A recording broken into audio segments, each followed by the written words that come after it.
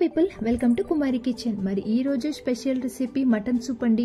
ఇంట్లోనే restaurant style mutton soup ని మరి చాలా ఈజీగా సింపుల్ గా మరి ఎలా తయారు చేసుకోవాలో చూసేద్దామా. ప్రాసెస్ లోకి వెళ్ళిపోదాం.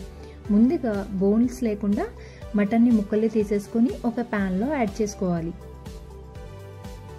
ఇప్పుడు ఇందులో ఒక 1/2 లీటర్ వరకు వాటర్ పోసుకొని అలానే కొంచెం సాల్ట్ కూడా యాడ్ చేసేసుకొని దీనిని ఒక 15 మినిట్స్ బాయిల్ అవనివ్వాలండి. 15 మినిట్స్ తర్వాత చక్కగా బాయిల్ అయిపోయి ముక్క మెత్తబడుతుంది. ఇప్పుడు వాటిని ఒక బౌల్లో తీసుకుని పక్కన ఉంచుకోవాలి. ఇలాగ ముక్కలుగా చేసేసుకోవాలి. ఆ వాటర్ని కూడా ఒక బౌల్లో వేసేసుకోండి. ఇప్పుడు ప్యాన్లో కొంచెం బటర్ యాడ్ చేసి బటర్ని కరగనివ్వాలి. బటర్ కరిగిన తర్వాత సన్నగా తరుక్కున్న వెల్లుల్లి, అలానే సన్నగా తరుక్కున్న అల్లం, అలానే పచ్చిమిర్చి, అలాగే సన్నగా తరుక్కున్న క్యారెట్ని కూడా యాడ్ చేసేసి ఒక మీడియం సైజ్ ఉల్లిపాయని కూడా సన్నగా తరుక్కుని యాడ్ చేసుకోవాలి. వీటిని ఒక 10 మినిట్స్ అలాగా లో ఫ్లేమ్లో ఫ్రై చేసుకోవాలి. అవి బాగా ఫ్రై అయిన తర్వాత అందులోనూ మనం ముక్కలుగా చేసుకున్న మటన్ని కూడా యాడ్ చేసేసి వాటిని ఇంకాసేపు ఫ్రై చేసుకోవాలి. కాసేపటికి అవి చక్కగా ఫ్రై అయిపోతే అవి ఫ్రై అయిన తర్వాత అందులో ఒక స్పూన్ పెప్పర్ పౌడర్, అలానే కొంచెం సాల్ట్ కూడా యాడ్ చేసేసి కాసేపు దాన్ని ఫ్రై చేసుకోవాలి. కాసేపటికి అది చక్కగా ఫ్రై అయిపోతున్నాయండి.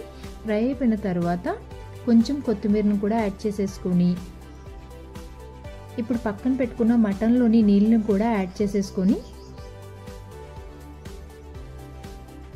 అలానే ఇంకొక 1/2 లీటర్ వాటర్ని పోసుకోవాలి. ఈ వాటర్ అంతా పోసేసుకొని ఒక 10 మినిట్స్ చక్కగా అవి బాయిల్ అవ్వనివ్వాలండి. బాయిల్ అయిన తర్వాత మనం ఎగ్లోని వైట్ని తీసుకొని చక్కగా స్పూన్తో ఇలాగా కలుపుకొని దాన్ని అందులో యాడ్ చేసేసుకోవాలి. యాడ్ చేసేసుకొని ఒకసారి దాన్ని కలుపుకోవాలండి. చక్కగా మొత్తం అంతా మిక్స్ అయ్యేటట్టు కలిపేసుకొని ఇప్పుడు ఒక 2 స్పూన్స్ కార్న్ఫ్లోర్లో వాటర్ యాడ్ చేసుకొని ఉండలు లేకుండా చక్కగా దాన్ని కలిపేసుకోవాలి.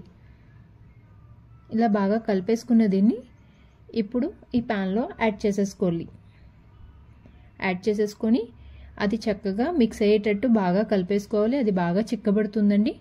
ఒక 5 to 10 మినిట్స్ అది బాగా కలిపేసుకొని అది బాగా చిక్కబడిన తర్వాత సూప్ అంతే అండి, రెడీ అయినట్టే.